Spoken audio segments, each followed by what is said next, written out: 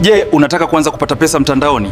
Acha ni kuonyeshe hatua rahisi sana ya kuanza leo. Fursa hii ni halali, unachohitaji ni simu na muda wako. Leo bwana, nikaingia kwenye akaunti yangu, lengo nikatoe pesa yangu. Lengo ni milioni 1.5. Hapo tunavyoona kuna milioni 1,710,000. Mimi nikaingia zangu hapo nikatoa milioni 1.5. Kagusa mistari mitatu pale juu, hapo nikagusa cash out. Ilipofunga cash out, nikasubiria ifunguke kabisa cash out. Baada ya hapo ilipofunguka hapo nikaandika kiwango milioni 1.5. Yaani milioni 1.5.